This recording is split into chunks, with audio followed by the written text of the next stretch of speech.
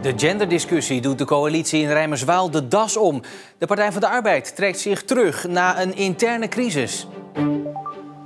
De partijen hadden opgeschreven de inwoners niet genderneutraal te willen behandelen. Daarover ontstond de nodige rumoer. En verder in deze uitzending. Wat betekenen de stijgende bouwkosten voor de EBI? En struikelproject is compleet.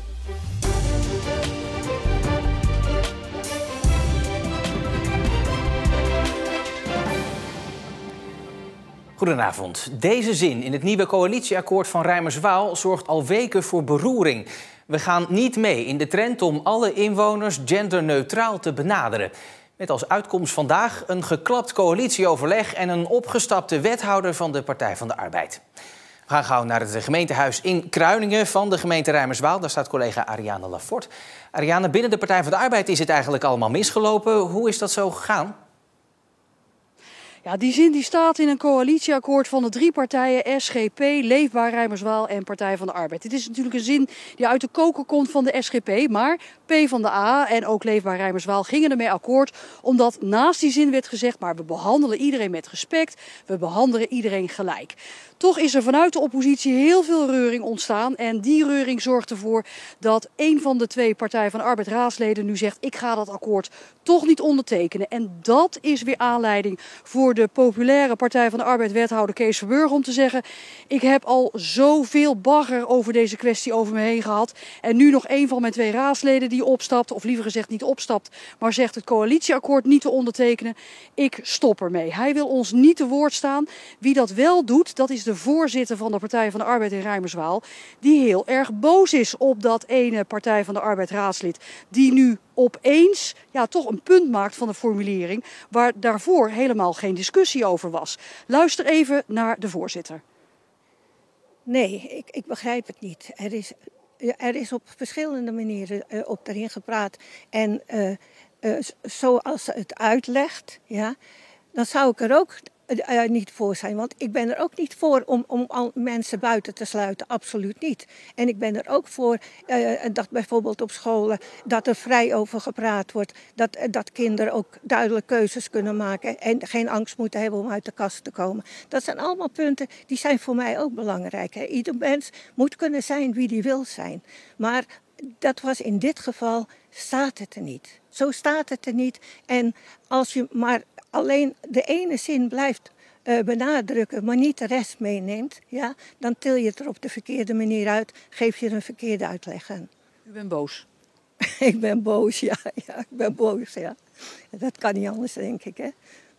Laat ik het zo zeggen, boos. Ik ben teleurgesteld. Heel teleurgesteld. We hebben binnen onze PvdA-fractie Rijmerswaal 20 jaar heel prettig met elkaar samengewerkt. We hebben dit soort dingen, dit soort incidenten nooit gehad. Ja, en dan is het teleurstellend dat het nou moet gebeuren.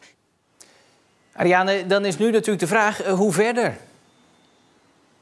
Ja, Marien Weststraten van Leefbaar Rijmerswaal heeft aangegeven dat zijn partij zich nu gaat beraden op de situatie die nu is ontstaan. Kijk, in principe heeft Leefbaar Rijmerswaal samen met de SGP een meerderheid in de gemeenteraad van Rijmerswaal. Dus heeft eigenlijk die PvdA niet eens nodig.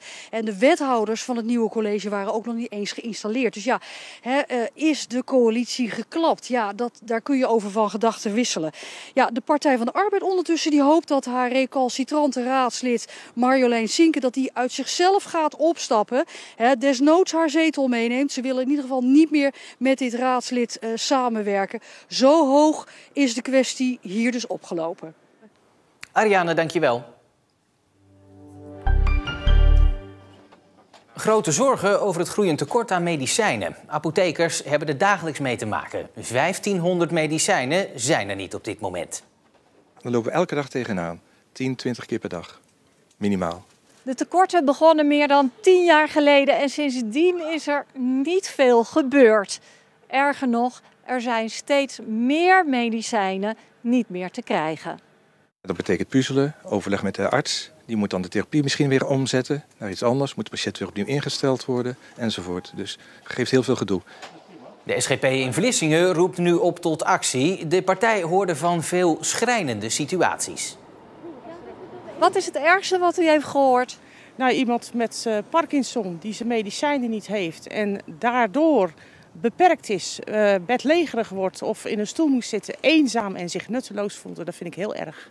Wat vindt u dat er moet gebeuren? Er moet gewoon vanuit lokaal moet er aandacht gevraagd worden. Er moeten stappen gezet worden, er moet actie zijn en het moet worden opgelost. Komt u nou ook elke dag wanhopige patiënten tegen bij u aan de balie? Ja, af en toe huilende mensen. Letterlijk. Zo moet het eruit komen te zien. Zonnepanelen boven de Kapelse fruitbomen. De panelen wekken stroom op en beschermen de fruitbomen tegen te veel zon en te veel hagel. Nu ziet het er nog zo uit, maar ze hebben er veel zin in. Het gaat hier ons echt met name om wat doet een zonnepaneel, of eigenlijk de schaduw die daaruit komt, met de groei van de appels en de peren. Wat doet het met het volume, hoe de bescherming van de panelen tegen weersinvloeden heeft dat positieve effecten. En bijvoorbeeld ook met de smaak. Dat is echt het doel van deze pilot. Om daarna, als het succesvol is, eigenlijk deze boomgaard en wellicht ook andere van veel meer panelen te voorzien. In Gelderland zijn er al meerdere van zulke proefopstellingen geplaatst en daar zijn ze heel tevreden. De kazematten in Vlissingen blijven ook de rest van het seizoen gesloten voor publiek. De conditie van de muren is te slecht en daardoor zouden er stenen naar beneden kunnen vallen. De tentoonstelling van het Maritiem Museum in de kazematten is daarom niet te bezoeken. Het onderzoek naar de staat van het bouwwerk moet in het najaar klaar zijn. Het tunneltje, dat eigenlijk de naam Waterpoort draagt, blijft wel gewoon open voor publiek. Alles wordt momenteel duurder. Boodschappen, energie, maar ook bouwen. En wat betekent dat laatste voor de extra beveiligde gevangenis en de rechtbank die in Vlissingen moeten komen? Het was een van de vele vragen op een informatieavond over de komst van het complex. Maar het ging ook over het gevoel van onveiligheid dat de komst van die zware criminelen oproept. De inwoners die ik regelmatig spreek, die zeggen van nou ja, ik vind het uiteindelijk toch niet zo'n fijn idee dat er van die zware criminelen komen. Die gevoelens die leven dus blijkbaar echt onder de Zeeuwen. Ja, die leven zeker. Ja hoor. Er zijn niet enkel mensen die echt positief zijn. Er zijn ook mensen die negatief zijn, dat is duidelijk. Ik vind dat overheden heel duidelijk moeten communiceren wat nu werkelijk de gevaren zijn of niet. En er is niks zo funest voor je welbevinden als dat je je niet veilig voelt. Als dat leeft bij mensen, dan moet er een antwoord op komen. En ik heb er ook bij toegevoegd dat als het zo is, dat het nog steeds leeft, dat we eens moeten nadenken of dat we de communicatie daarover een tandje bij zou moeten. Maar snapt u dat gevoel?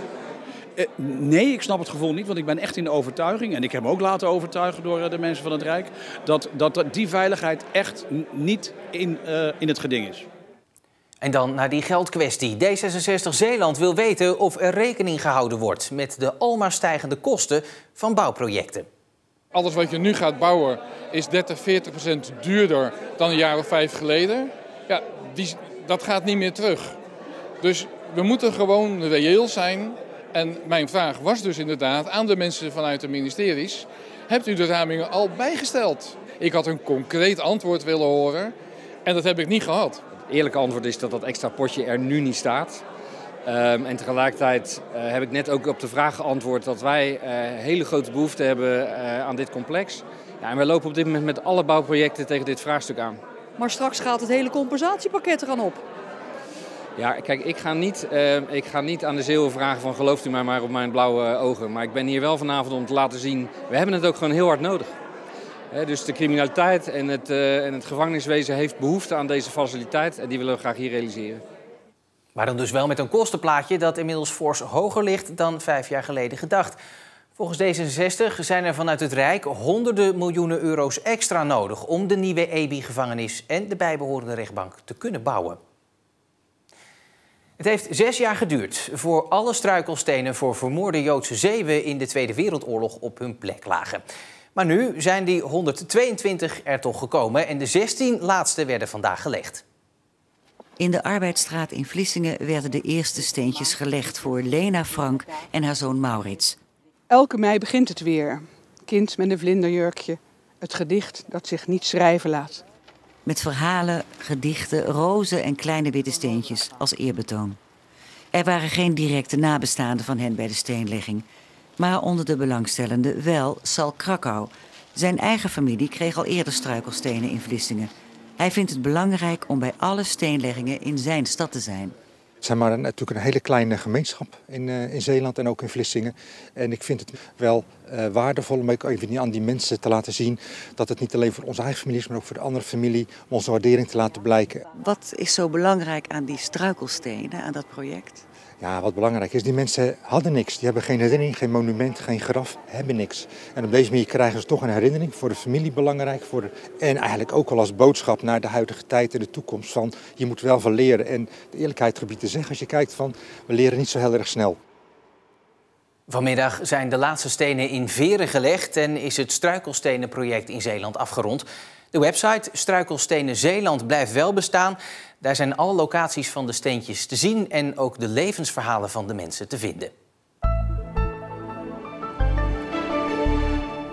Het was best een mooie dag met een afwisseling van flinke zonnige perioden en stapelwolken. In de zon was het best lekker met 20 graden. In de schaduw was het een stuk frisser. Morgen opnieuw vrij zonnig, iets warmer dan vandaag. En zaterdag doet er dan nog een schepje bovenop. Dat was het voor nu. Het laatste nieuws en ook meer reacties op het klappen van de coalitie in Rijmerswaal vind je op onze website omroepzeeland.nl. Ik wens u voor nu nog een hele fijne donderdagavond.